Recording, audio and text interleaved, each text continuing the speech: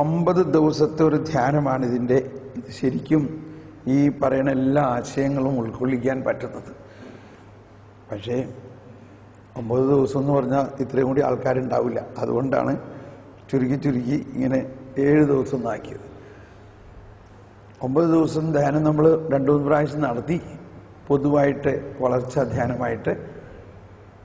അതിൽ നിന്നാണ് ഇതിൻ്റെ മുഴുവൻ ഒരു ഫോർമാറ്റ്, ഇത് എങ്ങനെ പോകണം എന്നുള്ളതിൻ്റെ ഒരു ഐഡിയ പരിശുദ്ധാത്മാവ് കാണിച്ചു തന്നു.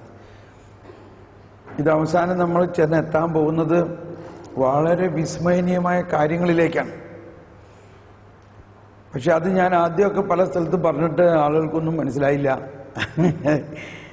അങ്ങനെ ഞാൻ വളരെ വിഷമിച്ചു. പ്രാർത്ഥിച്ചപ്പോഴാണ് പരിശുദ്ധാത്മാവ് പറഞ്ഞു, ഇങ്ങനെ ആദ്യം ഈ ദൈവീക ജ്ഞാനത്തിലൂടെ പ്രകാശം വരണം. ആദ്യം ആ ജ്ഞാനം നമ്മളിൽ നിറഞ്ഞു കഴിയുമ്പോൾ ബാക്കിയുള്ളതൊക്കെ മനസ്സിലാവും. ഒരു ഉദാഹരണത്തിന് ഞാനിപ്പോൾ ഒരു ടെസ്റ്റ് ഡോസ് തരാം. ഒരു ടെസ്റ്റ്, നമുക്കൊന്ന് ടെസ്റ്റ് ചെയ്യാം. എന്നിട്ട് ഇത് മനസ്സിലാവുന്നുണ്ടോയെന്ന് നമുക്ക് നോക്കാം. ഒരു ചലഞ്ചായിട്ടല്ല, അപ്പോൾ നമുക്ക് അതിൻ്റെ ഒരു ചലഞ്ച് നമുക്ക് മനസ്സിലാവും. മർക്കോസിൻ്റെ സുവിശേഷത്തിൽ ഇതിനു മുമ്പ് ഇത് കൂടിയിട്ടുള്ളവർക്ക് മനസ്സിലായിട്ടുണ്ട്. അവരിപ്പോൾ തൽക്കാലം മിണ്ടാതിരിക്കണം. എന്നെ വളരെ ആകർഷിച്ചിട്ടുള്ള ഒരു കാര്യമാണ്. ദൈവത്തിൻ്റെ ജ്ഞാനത്തിന് വേണ്ടി പ്രാർത്ഥിക്കാൻ എന്നെ വളരെയധികം പ്രചോദനം നൽകിയ ഒരു സുവിശേഷ ഭാഗമാണിത്. മർക്കോസിൻ്റെ സുവിശേഷം 4-ാം അധ്യായം. മർക്കോസിൻ്റെ സുവിശേഷം 4-ാം അധ്യായത്തിൻ്റെ തീം വേദക്കാരൻ്റെ ഉപമയാണ്. വേദക്കാരൻ്റെ ഉപമ നമ്മൾ എന്തോരം കേട്ടേക്കണതാ. ആ ഉപമ പറഞ്ഞു കഴിഞ്ഞപ്പോൾ 10-ാമത്തെ വചനം, 4:10 എല്ലാവരും എടുത്ത് വായിക്കാം. വായിച്ചോളൂ ഈ മൈക്ക്. അവൻ തനിച്ചായപ്പോൾ കണ്ടോ, 12 പേരും കൂടെയുണ്ടായിരുന്ന മറ്റുള്ളവരും ഉപമകളെ കുറിച്ച് അവനോട് ചോദിച്ചു. അവൻ പറഞ്ഞു, ദൈവരാജ്യത്തിന്റെ രഹസ്യം നിങ്ങൾക്കാണ് നൽകപ്പെട്ടിരിക്കുന്നത്, പുറത്തുള്ളവർക്കാകട്ടെ എല്ലാം ഉപമകളിലൂടെ മാത്രം. ഓക്കെ, അപ്പൊ ഇത് ഈശോന്റെ സ്ഥിരം പരിപാടിയാണ്. ഒരു വലിയ കൺവെൻഷൻ കഴിഞ്ഞ ആൾക്കാർക്ക് പോയി കഴിഞ്ഞിട്ട് ഈശോ ഇരിക്കും, കുറച്ച് പേര് മാത്രം. ആര്? ഈ 12 അപ്പസ്തോലന്മാരും വേറെ കുറെ ശിങ്കിടികളും എന്ന് പറഞ്ഞാൽ വളരെ ഇതിങ്ങനെ അസ്പിരൻസ് ആയിട്ട് ഈശോനെ കുറിച്ച് ഇത് കൂടുതൽ ഇങ്ങനെ ദാഹിച്ച് എവിടെ പോകുമ്പോൾ ഇങ്ങനെ പുറകെ നടക്കാൻ. അപ്പൊ ചോദിക്കുകയാണ്, അതെന്താണ് ഈ പറഞ്ഞതിന്റെ അർത്ഥം? ഒന്നും മനസ്സിലായില്ല അവർക്ക്. അപ്പൊ പറയാണ്, വരട്ടെ അവിടെ ഒന്ന്, അവൻ തനിച്ചായപ്പോൾ 12 പേരും കൂടെ ഉണ്ടായിരുന്ന മറ്റുള്ളവരും, സ്പെഷ്യൽ ഗ്രൂപ്പ്. ഉപമകളെ കുറിച്ച് അവനോട് ചോദിച്ചു. ദൈവരാജ്യത്തിന്റെ, ഇവിടെയാണ് ആദ്യത്തെ സ്റ്റെപ്പ്. ദൈവരാജ്യത്തിന്റെ രഹസ്യം നിങ്ങൾക്കാണ് നൽകപ്പെട്ടിരിക്കുന്നത്. ഇപ്പൊ നമ്മളാരാ? നമ്മൾ ഈ ഫസ്റ്റ് കാറ്റഗറിയിൽ പെട്ടവരാണോ അല്ലയോ? അപ്പസ്തോലന്മാരും അവരുടെ കൂടെ ഉണ്ടായിരുന്ന ശിഷ്യന്മാരുടെ ഗണത്തിലല്ലേ നമ്മൾ. അപ്പൊ നമുക്ക് ഈ ദൈവരാജ്യത്തിന്റെ രഹസ്യം കിട്ടണമല്ലോ. അപ്പൊ അതാണ് നമ്മുടെ സ്റ്റാറ്റസ്. ഇപ്പോൾ നമ്മളെ സംബന്ധിച്ച് ദൈവരാജ്യത്തിന്റെ രഹസ്യം നമ്മൾക്കും കൂടിയാണ് നൽകപ്പെട്ടിരിക്കുന്നത്. ഇനി അന്നത്തെ കോണ്ടസ്റ്റിൽ പറയുന്നത് കേട്ടോ, എന്നിട്ട് കേട്ടോ, എല്ലാവരും ശ്രദ്ധിച്ച് അതിനകത്ത് നോക്കി വായിച്ച്. അവർ കണ്ടിട്ടും കാണാതിരിക്കുന്നതിനും കേട്ടിട്ടും ഗ്രഹിക്കാതിരിക്കുന്നതിനും അങ്ങനെ അവർ മനസ്സ് തിരിഞ്ഞ് മോചനം പ്രാപിക്കാതിരിക്കുന്നതിനും വേണ്ടിയാണ് അത്. ഒന്നെല്ലാവരും ഒന്ന് ശബ്ദമുയർത്തുന്ന വചനം ഒന്ന് ഏറ്റു പറഞ്ഞ്. അവർ കണ്ടിട്ടും കാണാതിരിക്കുന്നതിനും കേട്ടിട്ടും ഗ്രഹിക്കാതിരിക്കുന്നതിനും അങ്ങനെ അവർ മനസ്സ് തിരിഞ്ഞ് മോചനം പ്രാപിക്കാതിരിക്കേണ്ടതിനും വേണ്ടിയാണ് അത്. എന്ത്? ഇങ്ങനെ ഉപമകളിലൂടെ പറയണത്. ഇത് കേൾക്കുമ്പോൾ വായിക്കുമ്പോൾ പെട്ടെന്ന് നമുക്ക് തോന്നുന്നത് എന്തോ ഒരു പ്രിന്റിംഗ് മിസ്റ്റേക്ക് ഉള്ള മാതിരി തോന്നുന്നുണ്ടല്ലേ? നമുക്ക് ഇതെന്താ അങ്ങനെ എഴുതിയേക്കണേ ഇല്ലേ? അങ്ങനെ ഒരു ചിന്ത, ഇതെന്താ അങ്ങനെ എഴുതിയേക്കണേ, അങ്ങനെ ഈശോ പറയണേ എന്താ? ഇതിനെന്തെങ്കിലും നിങ്ങൾക്ക് ഇതുവരെ കിട്ടിയ ജ്ഞാനത്തിൻ്റെ അടിസ്ഥാനത്തിൽ ഒരു ഉത്തരം പറയാമോ? എന്തുകൊണ്ടാണ് ഈശോ ഇങ്ങനെ പറഞ്ഞത്?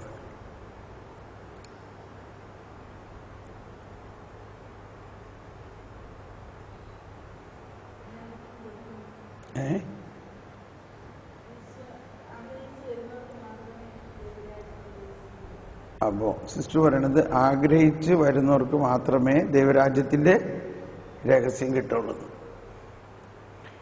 പറഞ്ഞു ഇങ്ങനെയുള്ള കാര്യങ്ങൾ ചിന്തിക്കണം എന്നുള്ളതാ. നമ്മളുടെ ചിന്ത കംപ്ലീറ്റ് ഡിഫറെന്റ് ലൈനിലേക്ക് വരണം. വേറെ എന്തെങ്കിലും ഉത്തരം?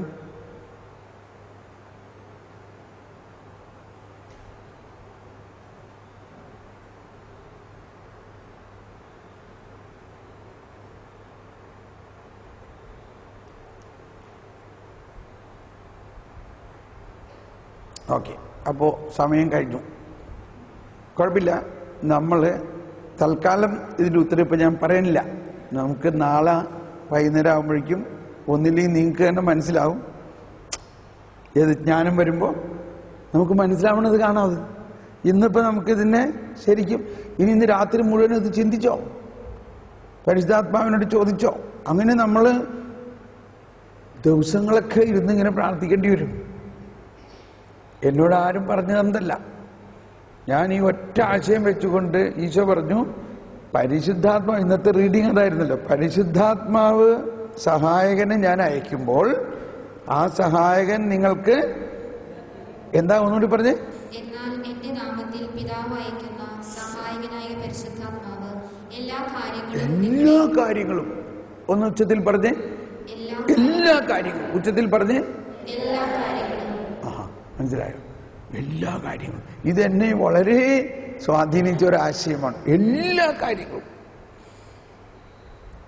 കൊരിന്ത്യസിൽ പറയുന്നത് ദൈവത്തിന്റെ നിഗൂഢ രഹസ്യങ്ങൾ വരെ പരിശുദ്ധാത്മാവിന് നമ്മളോട് പറയാൻ ഭയങ്കര ആഗ്രഹം. ഇത് പിതാവിന്റെ രഹസ്യമാണ്, നിനക്കിത് പറഞ്ഞു തരണം. പിതാവിനും സന്തോഷമാണ്. എൻ്റെ മക്കള് എൻ്റെ ഈ രഹസ്യമായ വിസ്മരണീയമായ കാര്യങ്ങൾ അറിയണത് അവർക്ക് ഭയങ്കര സന്തോഷമാണ്. എല്ലാ കാര്യങ്ങളും. അപ്പൊ അങ്ങനെയാണ് ഞാൻ ഈ ഒരു വചനം മനസ്സിലാകാത്തത് കിട്ടിയാൽ പിന്നെ ഇരുന്ന് പ്രാർത്ഥന തന്നെയാണ്. അതിന് പ്രാർത്ഥന എന്ന് പറഞ്ഞാൽ ജ്ഞാനം പറ്റാതെ അതെങ്ങനെ എനിക്ക് മനസ്സിലാക്കി തരണേ, പരിശുദ്ധാത്മാവേ എല്ലാ കാര്യവും മനസ്സിലാക്കി തരും എന്ന് പറഞ്ഞില്ലേ, എനിക്ക് മനസ്സിലാക്കി തരണേ. മാത്രമല്ല എല്ലാ കാര്യങ്ങളും നിങ്ങളെ പഠിപ്പിക്കും എന്നാ പറയണേ. പഠിപ്പിക്കും. എന്താ പഠനം എന്ന് പറഞ്ഞാൽ? നമ്മൾ ഒരുപാട് പഠിച്ചിട്ടുള്ളവരുമാണ്, പഠിപ്പിക്കുന്നവരുമാണ്. പഠനം എന്ന് പറഞ്ഞാൽ ഒരു പുതിയ ജ്ഞാനത്തെ നമ്മിലേക്ക് തരുന്നു. പക്ഷെ നമുക്കത് മനസ്സിലാവുന്നില്ല. അതുകൊണ്ട് മനസ്സിലാക്കുന്ന പരിശുദ്ധാത്മാവ് നമ്മളെ ആത്മാവിനെ വികസിപ്പിക്കുന്നു.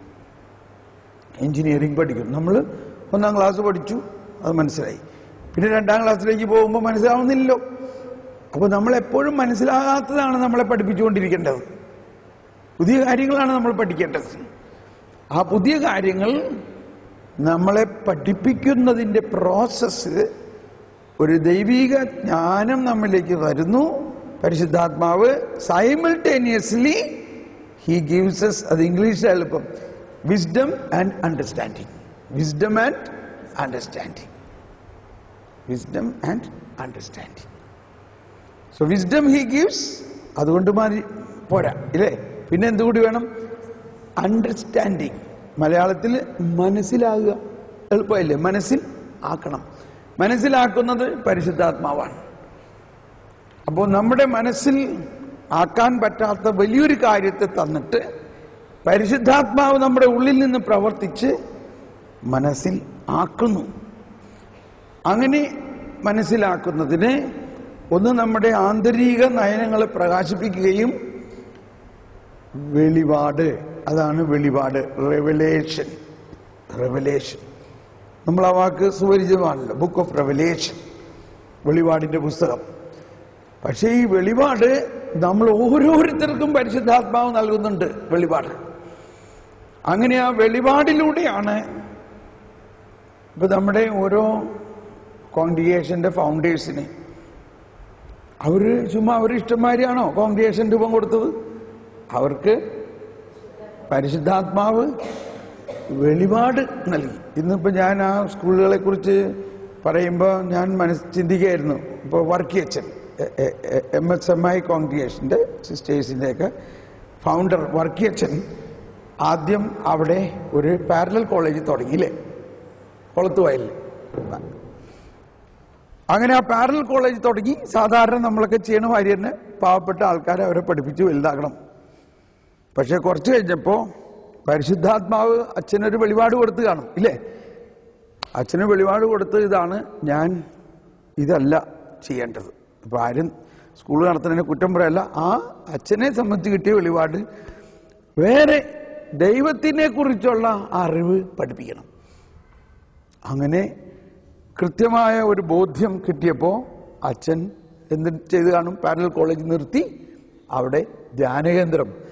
അപ്പൊ പലരും പറഞ്ഞു ഇവിടെയൊക്കെ ആരാ ധ്യാനിക്കാൻ വരണേ? ഈ കുളത്തുവയൽ എന്നൊക്കെ കേട്ട് കഴിഞ്ഞാൽ അവിടെ മുഴുവനും കുളമായിരിക്കും എന്ന് ഉദ്ദേശിച്ചിട്ടാണ് നമ്മളങ്ങോട്ട് പോണത്. പക്ഷേ അവിടെ മൊട്ടക്കുന്നാണ്. അവിടെ ഒരു ബസ്, അന്നത്തെ കാലത്ത് ബസ്സൊന്നും അവിടെ വരുമല്ലെന്ന് സംശയമായിരുന്നില്ലേ? പക്ഷേ അപ്പൊ അച്ഛൻ പറയാണ് നമ്മൾ അതൊന്നും അല്ല നോക്കേണ്ടത്, കർത്താവ് ആഗ്രഹിക്കണത് ചെയ്യുക. കർത്താവിന്റെ പ്രവർത്തനം എവിടെയുണ്ടോ അവിടെ കർത്താവ് ആൾക്കാരെ കൊണ്ടുവരും. സംതിങ് തരില്ലേ ഇങ്ങനെ. അപ്പോ ഞാൻ ഈ വെളിപാട് നമ്മളുടെ ഫൗണ്ടേഴ്സിന് കിട്ടിയ മാതിരി തന്നെ നമ്മളെല്ലാവർക്കും വെളിപ്പെടുത്തൽ കിട്ടാം. അപ്പൊ ആ വെളിപ്പെടുത്തലുകൾ കിട്ടുന്നതിന്റെ ഒരു എളുപ്പവിദ്യയാണ്, ഒരു ട്രാക്കാണ് നമ്മൾ ഈ സുവിശേഷത്തിൽ തന്നെയുള്ള കാര്യം. പൗലോസ്ലീഹ പറയാണ്, ഞാൻ ഈശോനെ നേരിട്ട് കണ്ടിട്ടില്ല മറ്റ് അപ്പോസ്തലന്മാരുടെ കൂടെ, എനിക്കെല്ലാം എങ്ങനെ കിട്ടിയത്? വെളിപാട് വഴിയാണ് കിട്ടിയത്.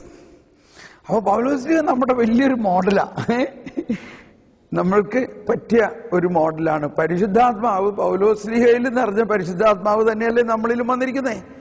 അങ്ങനെ നമ്മൾക്കും വെളിപാട് മുഖേന ഇത് മനസ്സിലാവുമ്പോഴാണ് നമ്മൾ ഭയങ്കര സന്തോഷകരമായ ഭയങ്കര ആനന്ദകരമായ ഒരു അനുഭവത്തിലേക്ക് നമുക്ക് വരാൻ പറ്റും. ഓക്കെ, അപ്പൊ ഇത് ഞാനൊരു എക്സ്പെക്ടേഷൻ കൊണ്ടുവരാൻ വേണ്ടിയാണ് നിങ്ങളിൽ. ഇപ്പൊ ഞാൻ അങ്ങനെ കുറേ സമയം പ്രാർത്ഥിച്ചത് കൊണ്ടാണ് എനിക്ക് ഇതൊക്കെ ഇങ്ങനെ മനസ്സിലാകുന്നത്. അത് എൻ്റെ വലിയ ആഗ്രഹം ഇതെല്ലാവർക്കും പകരണം, അവർ മനസ്സിലാക്കണം. അങ്ങനെ അവരിൽ ഇത് അവരിൽ കിട്ടിക്കഴിഞ്ഞാൽ അത് ഉടനെ മറ്റ് സ്ഥലങ്ങളിൽ കൊടുക്കണം. ഓക്കെ, അപ്പോൾ വീണ്ടും നമ്മൾ ഈ ജ്ഞാനത്തെക്കുറിച്ച് ഇനി കുറച്ചും കൂടി നമ്മൾ വിചിന്തനം ചെയ്യണത് ജ്ഞാനത്തിൻ്റെ പുസ്തകം 7-ാം അധ്യായത്തിൽ തന്നെയുള്ള കുറച്ച് കാര്യങ്ങൾ, പിന്നെ 8-ാം അധ്യായം, 9-ാം അധ്യായം, പിന്നെ 14-ാം അധ്യായം. അതെല്ലാം നമ്മളെ വളരെയധികം സഹായിക്കും. ഇപ്പോൾ പിന്നെ വേറെ ജ്ഞാനത്തിൻ്റെ പുസ്തകങ്ങൾ ഇഷ്ടം പോലെ ഉണ്ട്. പക്ഷെ നമ്മൾ അതിനകത്ത് നിങ്ങൾ സാവധാനം വായിച്ചാൽ മതി. ഈ പ്രഭാഷകനും മറ്റുള്ള പുസ്തകങ്ങളിലേക്കുള്ളത്. 7-ാം അധ്യായത്തിലെ ആ 14-ാമത്തെ വചനവും 27-ാമത്തെ വചനവും നമ്മൾ ഒരു പ്രാവശ്യം പറഞ്ഞു, എങ്കിലും അത് കുറച്ചുകൂടി ഒന്നും കൂടി ബോധ്യപ്പെടണം. നമ്മളവിടെ 2 വചനത്തിലും പറയുന്നത് ഒരു ഫ്രണ്ട്ഷിപ്പിനെ കുറിച്ചാണ്. അതാണ് ഞാൻ പറഞ്ഞു, ആ കന്യകമാരുടെ, ജ്ഞാനവതികളായ കന്യകമാർ എന്താണ് അവർക്ക് കിട്ടിയത്? അവർക്ക് ആ ഇന്റിമസിയിലേക്ക് കയറാൻ എളുപ്പമായി. ഇവിടെ പറയുന്നത് അത് മനുഷ്യർക്ക് അക്ഷയനിധിയാണ്. 14-ാമത്തെ വചനം ഒന്നെല്ലാവരും പറഞ്ഞേ, വായിച്ചു സിസ്റ്റർ. അത് മനുഷ്യർക്ക് ജ്ഞാനം സിദ്ധിച്ചവർ ദൈവത്തിന്റെ സൗഹൃദം നേടുന്നു. അവളുടെ പ്രബോധനം അവരെ അതിന് യോഗ്യരാക്കുന്നു. ലാസ്റ്റ് ഇരിക്കുന്നവർക്ക് കേൾക്കാലോ അല്ലേ എൻ്റെ ഒച്ച? ഓക്കെ. അപ്പൊ ഇവിടെ നമ്മൾ ഇത് പറഞ്ഞു തുടങ്ങിയിട്ട് അതിന് 27 കൂടി വായിച്ച് 27. ഏകയെങ്കിലും സകലതും അവൾക്ക് സാധ്യമാണ്, മാറ്റത്തിന് അധീനയാകാതെ അവൾ സർവവും നവീകരിക്കുന്നു. ഓരോ തലമുറയിലും വിശുദ്ധ ചേതനയിൽ പ്രവേശിക്കുന്നു. അവരെ കണ്ടോ, വീണ്ടും പറയാം, ഇത് സെയിം ചാപ്റ്ററിൽ തന്നെയാ ഇല്ലേ? അവരെ ദൈവമിത്രങ്ങളും പ്രവാചകരുമാക്കുന്നു. നമ്മളെ സംബന്ധിച്ച് നമ്മൾ ഓൾറെഡി ദൈവമിത്രങ്ങളാണ്, ദൈവത്തിന്റെ ഈശോയുടെ മണവാട്ടിമാരാണ്. അപ്പൊ നമുക്ക് ഭയങ്കര ഒരു പ്രിവിലേജ്ഡ് സിറ്റുവേഷൻ. നമ്മള് മനസ്സിലാവുന്നുണ്ടോ? ഞാനിത് ഒരു എക്സാഗറേറ്റഡ് ആയിട്ട് പറയല്ല, ഇത് ഭയങ്കര വാസ്തവമാണത്. ഞാനിപ്പോ മദർ തെരേസയുടെ സാൻ ഫ്രാൻസിസ്കോയിലുള്ള നൊവിഷ്യേറ്റ് ഹൗസിൽ അവിടുത്തെ ഏതാണ്ട് 45ഓളം നൊവീസുമാരെ ധ്യാനിപ്പിച്ചു. ഈ ഇന്റിമസി, എന്റെ ദൈവമേ, ആ ഇന്റിമസി അനുഭവം ആയി കഴിഞ്ഞിട്ട് അവർക്കുണ്ടാവുന്ന ഒരു പ്രത്യേക സന്തോഷം, ഇറ്റ് ഈസ് ഓൾറെഡി ദെയർ. പക്ഷെ അവർക്ക് അതുവരെ അതിന്റെ അനുഭവത്തിലേക്ക് വരാൻ പറ്റിയിരുന്നില്ല. അനുഭവത്തിൽ വന്നു കഴിഞ്ഞോടുകൂടി ഭയങ്കര ആനന്ദവും സന്തോഷമായി. വാസ്തവത്തിൽ എൻ്റെ ഒരു പേഴ്സണൽ ഷെയറിങ്, ഞാൻ കൊച്ചു തെരേസയുടെ ചാപ്പലിൽ ഇരുന്ന് പ്രാർത്ഥിക്കുക ലിസ്യുവില് വിശുദ്ധ കൊച്ചു തെരേസയുടെ ബസിലിക്കായില് ആ ചാപ്പലിൽ. ഇതിപ്പോ കുറ്റം പറയല്ല, എല്ലാവരും വന്ന് അവിടെയൊക്കെ നോക്കി ഇങ്ങനെ അങ്ങോട്ട് പോകില്ലേ, നല്ല പെയിന്റിംഗ് ആണ്, അതൊക്കെ വായിച്ചു പോകും. അവിടെ ഇരുന്ന് പ്രാർത്ഥിക്കാൻ ആരുമില്ല. എല്ലാ പിൽഗ്രിം സെന്റേഴ്സിലും അങ്ങനെയാ. അപ്പൊ അവിടെ ചെന്നപ്പോ എന്നോട് ഈശോ സക്രായിലുണ്ട്, എന്നെ അടുത്ത് വിളിച്ച് ഈശോ പറഞ്ഞിട്ട്, ഇവിടെ ഇരിക്കുന്നേ, എന്ത് ചെയ്യാൻ പറ്റും, ഞാൻ അവിടെ ഇരുന്നു. അങ്ങനെ താങ്ക് യു എന്നോട് പറയാണ്, എൻ്റെ അടുത്ത് ഇരിക്കേ. അങ്ങനെയൊക്കെയാണ് ഈ ഇരിപ്പ് പഠിച്ചത്. അങ്ങനെ ഇരിക്കുമ്പോൾ ഒരുപാട് കാര്യങ്ങൾ സംസാരിക്കാൻ തുടങ്ങി. അങ്ങനെ സംസാരിച്ചുകൊണ്ടിരിക്കുമ്പോൾ കൊച്ചു തെരേസയും സംസാരിക്കാൻ തുടങ്ങി. അപ്പോഴേ മദർ തെരേസയും ഒരു വശത്തുനിന്ന് ഇങ്ങനെ വരാൻ തുടങ്ങി. എന്നിട്ട് എൻ്റെ കൈക്ക് പിടിച്ചുകൊണ്ട് പറയാണ്, നീ എൻ്റെ മഠങ്ങളിലൊക്കെ പോകണം, അവിടെ എല്ലാം പോയിട്ട് ഈ ഇൻറ്റിമസിനെ കുറിച്ച്, ഈ ഇന്നർ യൂണിയനെ കുറിച്ച് അവരെ പഠിപ്പിക്കണം. എനിക്ക് ഭയങ്കര, ഞാൻ എഴുതി വെച്ചു പുസ്തകത്തിൽ. എന്തിനു പറയണു, 3 മാസം കഴിഞ്ഞപ്പോൾ ഒരു MC സിസ്റ്റർ സുപ്പീരിയർ എൻ്റെ അടുത്ത് വന്നിട്ട് പറയണു, ബ്രദർ ഒന്ന് റോമിൽ ഞങ്ങളുടെ കോണ്ടംപ്ലേറ്റീവ് ഹൗസിൽ വന്ന് ബ്രദറിൻ്റെ അനുഭവം ഒന്ന് പങ്കുവെച്ച് ഞങ്ങളെ ഒന്ന് സഹായിക്കാമെന്ന് ചോദിച്ചു. കണ്ടോ, അപ്പൊ എനിക്ക് ഓർമ്മ വന്ന ആ സംഭവം. വാസ്തവത്തിൽ ഈ മദർ തെരേസയും കൊച്ചു തെരേസയും തമ്മിൽ ബന്ധമാണ്.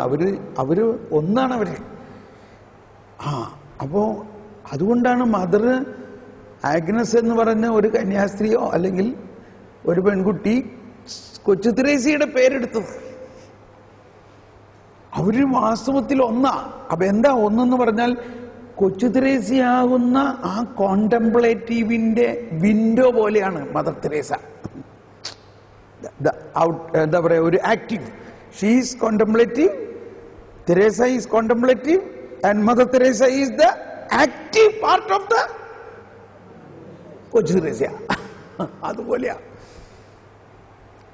ആ രഹസ്യങ്ങളെല്ലാമാണ് മദറും പറയണതും അനുഭവത്തിലേക്ക് കൊണ്ടുവരുന്നതും മറ്റുള്ളവർക്ക് പകരണതും എല്ലാം. എനിവേ, അത് പറഞ്ഞതിന്റെ കാര്യം, ഈ ഫ്രണ്ട്ഷിപ്പ് ആണ് അതിൻ്റെ ഒരു വലിയ രഹസ്യം. നമ്മൾ ദൈവത്തെ ഇങ്ങനെ പേടിച്ച്, ദൈവം എന്തോ വല്ല പോലീസുകാരൻ്റെ മാതിരിയോ നമ്മൾ ചെയ്യണതെല്ലാം നോക്കി നിന്നിട്ട് എന്തെങ്കിലും തെറ്റ് ചെയ്താൽ ഉടനെ ശിക്ഷിക്കുന്ന ഒരാളൊക്കെ ആയിട്ട് ഇരിക്കുകയാണെങ്കിൽ നമുക്ക് ഇന്റിമസി കിട്ടില്ല. ഇന്റിമസി ഉണ്ടെങ്കിലും we are not able to experience it. ദൈവത്തെ സ്നേഹനിധിയായ നമ്മുടെ ഒരു സുഹൃത്തായിട്ട്. അപ്പൊ ഇതിന്റെയൊക്കെ റിസ്ക് എന്താ? അപ്പൊ നമ്മൾ എന്തും ചെയ്യാന്നോ? ഉടനെ എന്തും ചെയ്യാൻ പറ്റൂല. സ്നേഹനിധിയായ സുഹൃത്തായി കഴിഞ്ഞാൽ എന്താ, ആ സ്നേഹം നമ്മൾ ആ സ്നേഹത്തിൽ നമ്മൾ അങ്ങ് ലയിച്ചു കഴിയുമ്പോ, ഇപ്പൊ കൃപ നിറഞ്ഞു കഴിയുമ്പോ എന്ത് സംഭവിക്കും? മാതാവിന്റെ മാതിരിയാവില്ലേ? മാതാവ് കൃപ നിറഞ്ഞവളല്ലേ? ആ കൃപ നിറഞ്ഞ മാതാവിന് എന്ത് ചെയ്യാൻ പറ്റുമോ? ഒന്നേ ചെയ്യാൻ പറ്റുള്ളൂ. എന്താ? ദൈവത്തിന്റെ ഹിതം മാത്രമേ ചെയ്യാൻ പറ്റുള്ളൂ. നമ്മള്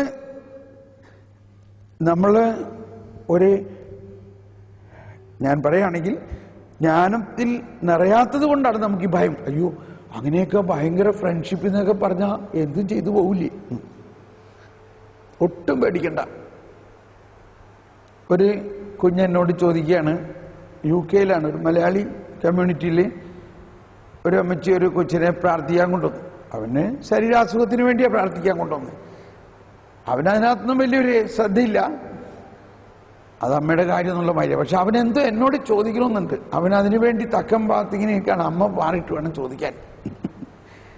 അങ്ങനെ പ്രാർത്ഥന കഴിഞ്ഞ് അമ്മ അങ്ങ് പോയപ്പോ ചോദിക്കും,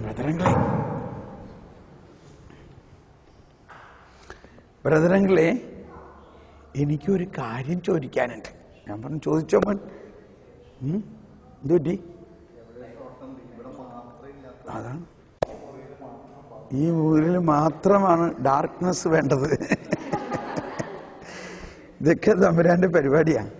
സാരമില്ല, നമുക്കിപ്പോ കേൾക്കാമല്ലോ. അതെ, നീ ഇത്തിരി ബുദ്ധിമുട്ടുള്ളവരുണ്ടെങ്കിൽ ഫ്രണ്ടിൽ കയറിയിരിക്കുകയാണെങ്കിൽ നന്നായിരിക്കും. ആ കൊച്ചുമകൻ ചോദിക്കുകയാണ്, ശ്രദ്ധിക്കണം, ഇനി എക്സ്പെരിമെന്റ് എല്ലാം നിർത്തിക്കോ? ഏയ്, നമുക്കിനി വരണ സമയത്ത് മതി ഈ കറണ്ട്. ഓക്കെ ഷാജി, ഇനി അപ്പൊ കൊച്ചു ചോദിക്കുകയാണ്, ബ്രദറെങ്കിലേ അടുത്ത ആഴ്ച ഞാൻ ആദ്യ കുർബാന കൈക്കൊള്ളാൻ പോവുക. ഞാൻ പറഞ്ഞു, നല്ല കാര്യം. അപ്പോഴേക്കും അമ്മ ഓടി വന്നു വഴി പിന്നെ അവൻ നിർത്തി പറയാൻ പോയത്. അപ്പൊ എനിക്ക് മനസ്സിലായി, ഇവനെന്തോ വലിയൊരു കാര്യം ഇവനകത്ത് വിഷമിപ്പിക്കുന്നുണ്ട്. അത് ആരോടും പറയാൻ പറ്റണില്ല. അപ്പൊ ഞാൻ അമ്മയോട് പറഞ്ഞ്, ഇവനിങ്ങനെ എന്തോ പറയണമെന്നുണ്ട്. അപ്പൊ അമ്മ, നീ പറഞ്ഞോ മോനെ, അമ്മ ഒന്നും പറയൂല, നീ എന്ത് വേണേലും പറഞ്ഞോ, എന്ത് വേണേലും ചോദിച്ചോ. അമ്മ കുറെ കൂടി അഷുറൻസ് കൊടുത്തു. അപ്പൊ അവൻ പറയാൻ തുടങ്ങിയതാ, ഞാൻ ആദ്യ കുർബാന കൈക്കൊണ്ട് കഴിഞ്ഞിട്ട് പിന്നെ എന്തെങ്കിലും പാപം ചെയ്താ ഉടനെ നരകത്തിൽ പോവല്ലേ? അപ്പോ ഒന്ന് കൃത്യമാണ്, അവൻ അത് വിശ്വസിക്കുന്നില്ല, അങ്ങനെ ഒരു ചിന്ത. പക്ഷെ മറ്റുള്ളവര് അവനോട് പറഞ്ഞേക്കണതിന്റെ പേരിൽ അവനൊരു ക്ലാരിഫിക്കേഷൻ വേണം. ഒരു 8-9 വയസ്സുണ്ടാവും കൊച്ചു. അപ്പൊ അമ്മ പറയാണ്, എന്റെ ബ്രദറെ, ഇവരെയൊക്കെ ഇങ്ങനെ പറഞ്ഞില്ലെങ്കിലേ ഇവര് വല്ല അതിക്രമങ്ങളൊക്കെ ചെയ്യുമല്ലോ, അതുകൊണ്ട് ഇവരെ ഇങ്ങനെയൊക്കെ പറഞ്ഞു വെച്ചേക്കണതാ. മനസ്സിലാവുന്നുണ്ടോ? എനിക്കങ്ങ് ഭയങ്കര വിഷം തോന്നി. പക്ഷെ ഞാൻ ദേഷ്യപ്പെടാൻ പാടില്ലല്ലോ. ദേഷ്യം വന്നിട്ടുണ്ടെങ്കിലും അയ്യോ, എനിക്ക് ഭയങ്കര വേദന തോന്നിയതാണ്. ഒരു കുഞ്ഞെ ആദ്യ കുർബാന കൈക്കൊള്ളാൻ ഒരുക്കുമ്പോ ആ കുഞ്ഞിനെ ആ ഈശോയുടെ കരുണാർദ്രമായ സ്നേഹത്തെക്കുറിച്ച് പഠിപ്പിച്ച് സത്യം അവനെ അറിയണ്ടേ, സത്യം അറിയണ്ടേ. അവൻ ഈ സ്വീകരിക്കാൻ പോകുന്ന ഈശോയുടെ സത്യം എന്താ? ഇവിടെയും ആണ് ഈ വിശ്വാസത്തിന്റെ വളർച്ചയിലുള്ള ഒരു തളർച്ച. അപ്പൊ ഞാനവനോട് പറഞ്ഞു, മോനെ, ഒരിക്കലും ഈശോ അല്ലെങ്കിൽ ഈശോയെ നീ സ്വീകരിച്ചു കഴിഞ്ഞാൽ പിന്നെ നിനക്ക് പാപം ചെയ്യാൻ പറ്റില്ല. ഈശോ കരുണയും സ്നേഹവും കൃപയും അല്ലേ. പിന്നെ എന്തെങ്കിലും, നമ്മളെല്ലാവരും ബലഹീനരാണ്. അതുകൊണ്ട് നമ്മളിൽ ബലഹീനത ഉള്ളത് കൊണ്ട് നമ്മൾ ചിലപ്പോൾ എന്തെങ്കിലും ചെയ്തു പോയാൽ തന്നെ ഈശോ നിന്റെ വലിയ സുഹൃത്താണ്. ആ ഈശോ നിന്നെ സഹായിക്കും അതിനകത്ത് നിന്നെല്ലാം. അങ്ങനെ കുറച്ചു നേരം ഞാൻ ഇരുത്തി അവനോട് സംസാരിച്ചപ്പോൾ അവന് ഭയങ്കര സന്തോഷമായി. അപ്പോൾ വേറൊരു സ്ഥലത്ത് ചെന്നപ്പോൾ അയാളുടെ 2 പെൺമക്കളും 30-35 വയസ്സായിട്ടുള്ളവരാ. അവര് പറയണത്, ഞങ്ങൾക്കിപ്പോൾ പള്ളിയിലും പോകാനോ ഈശോനെ സ്നേഹിക്കാനോ ഈ കാര്യത്തിലൊന്നും ഒരു താല്പര്യമില്ല. അതിൻ്റെ ഇപ്പം അവര് ഒരു വാദമുഖമായിട്ട് പറയണതാകാനും സാധ്യതയുണ്ടത്. അത് ഇപ്പോഴത്തെ ഒരു ഫാഷനല്ലേ ഫോറിനിലൊക്കെ. ചിലവർക്ക് പള്ളി പോകണമെന്നൊക്കെ പറഞ്ഞു കഴിഞ്ഞാൽ അത് ഭയങ്കര ഒരു പ്രസ്റ്റീജിന് മോശമാണ്. അങ്ങനെയാണ് പല പാശ്ചാത്യ സംസ്കാരത്തിലും. അപ്പോൾ അവർ ആ ട്രാക്കിൽ പറ്റുന്നുണ്ടാവും. പക്ഷെ എന്നിട്ട് ഇവിടെ എന്തെങ്കിലും പറയണതായിരിക്കാം. പക്ഷെ അവർ പറഞ്ഞതിലൊരു കാര്യമുണ്ട്. അവർ പറഞ്ഞത് പറയാണ്, ഞങ്ങൾ കുഞ്ഞായിരുന്നപ്പോൾ ഞങ്ങളെ പഠിപ്പിച്ചത് നിന്റെ പാപമാണ് ഈശോയെ കുരിശിൽ തറച്ചത് എന്ന് പറഞ്ഞാൽ ഈശോയെ കുരിശിൽ തറച്ചത് നീ കാരണമാണ്. ഇത് നമ്മൾ ചിലപ്പോഴൊക്കെ പറയാറുണ്ട്, പാപം ചെയ്യാതിരിക്കാൻ വേണ്ടി ആൾക്കാരെ ഒന്ന് പേടിപ്പിച്ച് നിർത്തുന്നത്. നീ കൂടുതൽ പാപം ചെയ്ത് നിന്റെ പാപമാണ് ഈശോയെ കുറിച്ച് തറച്ചത്. വാസ്തവത്തിൽ ശരിയാണെന്ന് തോന്നും. പക്ഷേ നമ്മുടെ പാപത്തിൽ നിന്ന് നമ്മളെ മോചിപ്പിക്കാൻ വേണ്ടിയാണ് ഈശോയെ കുരിശിൽ തറച്ചത്. അതെങ്ങനെ വേണ്ട മാതിരി പറയണം എന്നുള്ളതാണ്. അപ്പോൾ ഇവിടെയാണ് friendship with Christ is important എന്ന് പറയുന്നത്. ഞാനതെല്ലാം പറയാൻ വേണ്ടിയാണ്. നമ്മൾ ഒരാളെ ഭയപ്പെടുത്തിക്കൊണ്ട് യേശുവിനെ പഠിപ്പിച്ചാൽ ഇവർ രണ്ടുപേരും പറയണത് ഞങ്ങൾക്ക് ഇപ്പം ഈശോനോട് അങ്ങനെ ഒരു സ്നേഹം തോന്നണില്ല എന്നാണ് അവർ പറയണേ. അപ്പോൾ അവരുടെ കാരണന്മാരെന്നെ വിളിച്ചിട്ട് ഇവരോട് ഒന്ന് സംസാരിച്ച് ഇവരെ ഒന്ന് നന്മ മനസ്സിലാക്കാനായിട്ട് ഞാൻ കുറേയൊക്കെ പരിശ്രമിച്ചിട്ട് ഞാൻ അവരോട് വേറൊരു വിദ്യ പറഞ്ഞു കൊടുത്തു, എങ്ങനെ ഇവരെ മാറ്റാന്നുള്ളത്. അത് പിന്നീട് ഞാൻ പറയാം, എങ്ങനെ ഇവരുടെ ഉള്ളിലേക്ക് കടക്കാം. അത് നമ്മുടെ ഒരു സബ്ജക്റ്റായിട്ട് വരും പിന്നീട്. അപ്പോൾ ഫ്രണ്ട്ഷിപ്പ് വിത്ത് ക്രൈസ്റ്റ്, ഫ്രണ്ട്ഷിപ്പ് ഇതൊരു തത്വമായിട്ടല്ല, ഇതൊരു വാസ്തവമാണ്. അതാണ് ഈശോ അന്ത്യാത്താഴത്തിൽ പറഞ്ഞത്, ഞാൻ നിങ്ങളെ സ്നേഹിതരെന്ന് വിളിക്കുന്നു. അപ്പൊ ഇന്റിമസിയുടെ ഒരു കാര്യം അതല്ലേ. എങ്ങനെ ഇന്റിമസി ഉണ്ടാവുന്നത്? നമ്മൾ യേശുവിനെ സ്നേഹിതനായിട്ട് കണക്കാക്കണം.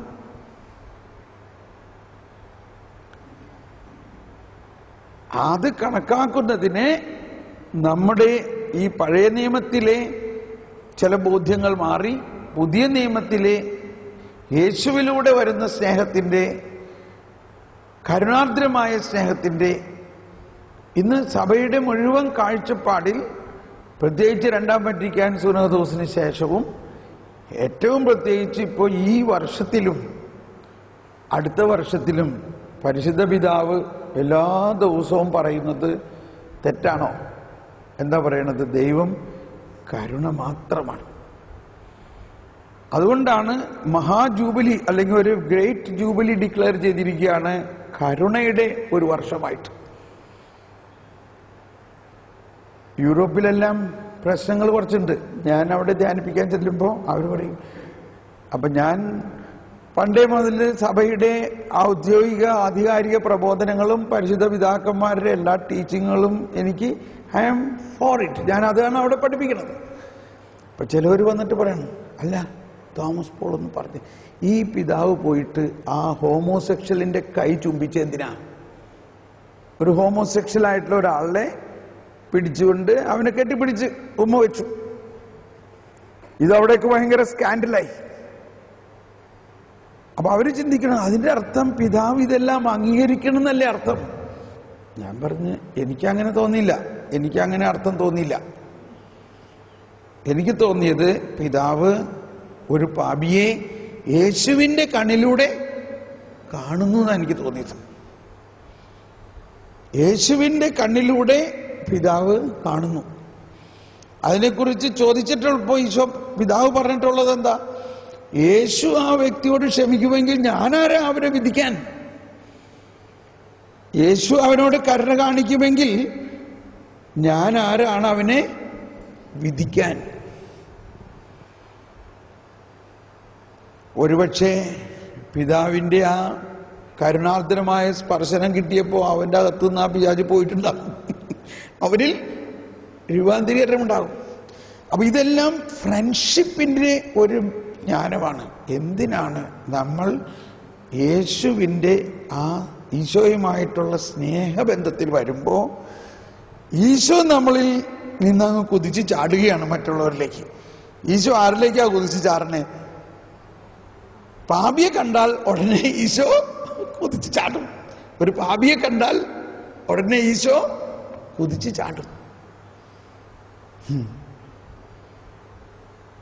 അപ്പോൾ നമുക്കൊന്ന് പ്രാർത്ഥിക്കാം. പരിശുദ്ധാത്മാവേ, ജ്ഞാനം പകരണമേ, ജ്ഞാനം പകരണമേ. യേശുവുമായിട്ടുള്ള സ്നേഹബന്ധം എന്നിൽ വളർത്തണമേ. Praise the Lord.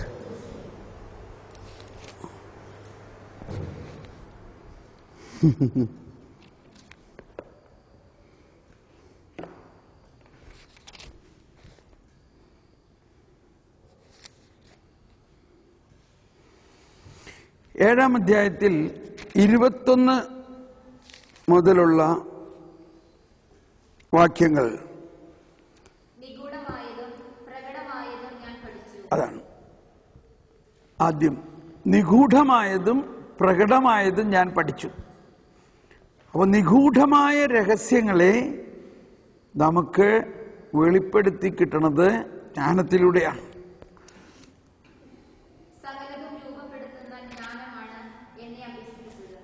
എല്ലാവരും വായിക്കാമോ? ഒപ്പം 22 മുതലൊന്ന് ഒപ്പം വായിച്ചോ. ശബ്ദമുയർത്തിയൊന്ന് വായിച്ചോ.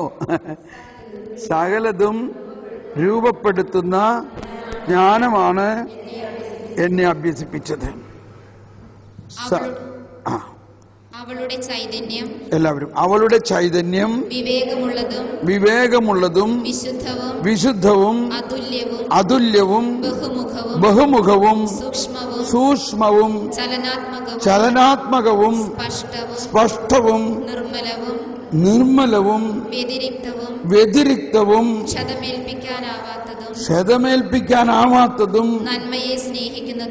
ഓരോന്ന് നന്മയെ സ്നേഹിക്കുന്നതും തീക്ഷ്ണവും അപ്രതിരോധ്യവും ഉപകാരപ്രദവും ആർദ്രവും സ്ഥിരവും ഭദ്രവും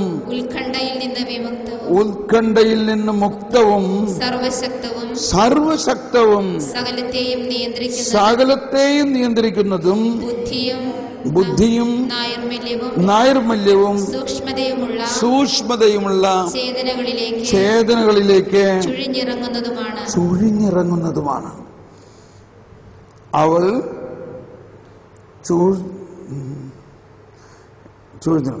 എല്ലാ ചലനങ്ങളെയും കാൾ ചലനാത്മകമാണ് ജ്ഞാനം. നിർത്തിയന്റെ ചലനാത്മകമാണ് ജ്ഞാനം. അവൾ തന്റെ നിർമ്മലതയാൽ എല്ലാറ്റിലും വ്യാപിക്കുന്നു, ചൂഴ്ന്നിറങ്ങുന്നു. അവൾ ദൈവശക്തിയുടെ ശ്വാസവും സർവശക്തന്റെ മഹത്വത്തിന്റെ ശുദ്ധമായ നിസ്സരണവുമാണ്. മലിനമായ ഒന്നിനും അവളിൽ പ്രവേശനമില്ല. നിത്യ തേജസ്സിന്റെ പ്രതിഫലനമാണവൾ. ദൈവത്തിന്റെ പ്രവർത്തനങ്ങളുടെ നിർമ്മല ദർപ്പണം, അവിടുത്തെ നന്മയുടെ പ്രതിരൂപം. ഓക്കെ, ഇനി നമ്മളിനി രാവിലെയൊക്കെ പേഴ്സണൽ പ്രയറിൽ നടത്തുന്ന സമയത്ത് ഈ ഭാഗം എടുത്തിട്ട് ഇതിനകത്ത് ഓരോ ഐറ്റത്തിനെയും എടുത്തൊന്ന് കുറച്ചു നേരം പ്രാർത്ഥിക്കുമ്പോഴേ നമുക്കങ്ങ് ഭയങ്കര എന്തോ സന്തോഷം വരും. കാരണം ഇതെല്ലാം നമ്മൾക്ക് നൽകിക്കൊണ്ടിരിക്കുകയാണ്. നമുക്ക് നൽകിയിരിക്കുന്ന ജ്ഞാനത്തിൻ്റെ ഓരോ പാക്കറ്റുകളാണത്. അതിനെ നമ്മൾ പൊട്ടിച്ച് ഉപയോഗിക്കണം. കണ്ടോ, ഇതെന്നെ വളരെ സഹായിക്കുന്ന ഒന്നാണ്. എനിക്ക് every day this is helping me. എന്താ? സകലതും രൂപപ്പെടുത്തുന്ന ജ്ഞാനമാണ് എന്നെ അഭ്യസിപ്പിച്ചത്. അപ്പൊ ജ്ഞാനം രൂപപ്പെടുത്തും, ഒരു ഫോർമേറ്റീവാണ്. അത് 9-ാം അധ്യായത്തിൽ പറയുന്നുണ്ടല്ലോ, ദൈവത്തിനോടൊപ്പം സകലത്തെയും ദൈവത്തിന്റെ സൃഷ്ടിയിൽ പ്രവർത്തിച്ച ജ്ഞാനം. അപ്പൊ നമ്മളൊരു ആർക്കിടെക്ചറൽ വർക്ക് കണ്ടു, അല്ലെങ്കിൽ ഒരു നല്ല ഭവനം പണിതേക്കണം, അല്ലെങ്കിൽ ഒരു കോൺവെന്റ് പണിതേക്കണം. നന്നായിട്ടുണ്ട്. അതിൻ്റെ വെഞ്ചിരിപ്പിന് ചെന്നപ്പോൾ നമ്മൾ ചോദിക്കും, ഇതാരാ പണിതേ? ആ ആളുടെ അഡ്രസ്സ് ഒന്നും എടുത്താൻ തരുന്നു. എന്തിനാ? നമുക്കോ അല്ലെങ്കിൽ നമ്മളുടെ ഇഷ്ടപ്പെട്ട ആർക്കെങ്കിലും ഇനി ഇങ്ങനെ ഒരെണ്ണം പണിയണമെന്നുണ്ടെങ്കിൽ വേറെ ആരും നോക്കണ്ടല്ലോ. കാരണം അത്രയ്ക്ക് ഭംഗിയായിട്ടുണ്ട് പണി. എന്ന പോലെയാണ് ഈ പൂന്തോട്ടം പണിതത് ആരാ? ഈ ആകാശവും വാനവിധാനങ്ങളും പണിതത് ആരാ? ആ ആളെ നമുക്ക് നമ്മളുടെ കാര്യങ്ങൾക്ക് പണിയാൻ കിട്ടിയാലോ? എന്തു പറയണു? നല്ല കാര്യമാണോ അല്ലയോ? ആ രീതിയിൽ ചിന്തിക്കും. സകലതും രൂപപ്പെടുത്തിയത് ഈ ജ്ഞാനമാണ്. ആ ആളെ നിങ്ങളുടെ കൂടെ തരാൻ. നോവീസ് മിസ്ട്രസേ, ഏറ്റവും ചലഞ്ച്, ഇന്നത്തെ ഒരു ചലഞ്ചാണ് ഫോർമേഷൻ. ഇത് പണ്ടേ മുതൽ അങ്ങനെയാണ്. പക്ഷേ ആ ചലഞ്ച് ഓരോ ദിവസവും കൂടിക്കൂടിയാണ് വരുന്നത്. ഇപ്പൊ നിങ്ങളെല്ലാം നോവീസ് ആയിരുന്നപ്പോഴോ ഒരു ഫോർമിയായി വന്ന കാലത്തുള്ള ഫോർമിയാസ് ആണോ ഇപ്പൊ വരണത്? ടോട്ടലി വ്യത്യാസമില്ലേ? അപ്പോ അന്നത്തെ ഫോർമേഷൻ ടെക്നിക്ക് ഇന്ന് അപ്ലൈ ചെയ്യാൻ പറ്റുമോ? അതാണ് നമ്മളെ ഫോം ചെയ്ത ആ ടെക്നിക്കും വെച്ചുകൊണ്ട് ഇപ്പൊ ഇരിക്കുകയാണെങ്കിൽ അവര് മടങ്ങി പോകുള്ളൂ. ഒരിക്കലൊരു മദർ സുപ്പീരിയർ, ജർമ്മനിയിലത്തെ കാര്യമാണ്, വിഷമിക്കണ്ട, ഞാനൊരു ഉദാഹരണം, എന്നെ മദർ ഹൗസൊക്കെ കാണിച്ചു തന്നിട്ട് പറഞ്ഞു, ഇതാണ് ഞങ്ങളുടെ നൊവിഷ്യേറ്റ്. എന്നിട്ട് അവർ പറയണം, ഇവിടെ എല്ലാം പ്രൊവൈഡ് ചെയ്തിട്ടുണ്ട്. This is the fridge, this is the microwave, this is this, ഇത് എല്ലാം ഒരു 5 സ്റ്റാർ സ്റ്റൈലിലുണ്ട്. എന്നിട്ട് പറയാൻ, പക്ഷെ ഒരാളേ ഉള്ളൂ ഇപ്പോൾ. അപ്പോൾ എനിക്ക് എന്തിന് നല്ല അടുപ്പമുള്ള മദറാണ്. അപ്പം ഞാൻ പറഞ്ഞേ, ഇതൊന്നും കൊണ്ടല്ല ആളുകൾ ഇവിടെ വരണത്. ഇവിടുത്തെ ഈ 5 സ്റ്റാർ ഫെസിലിറ്റി ഒന്നും കൊടുത്തത് കൊണ്ട് ഈ മക്കൾ ഇവിടെ നിൽക്കില്ല. അവർക്ക് കുറച്ച് ദാരിദ്ര്യവും യേശുവിനെയും കൊടുക്കണം. എന്നിട്ട് ഞങ്ങളിരുന്ന് ചർച്ച ചെയ്തു.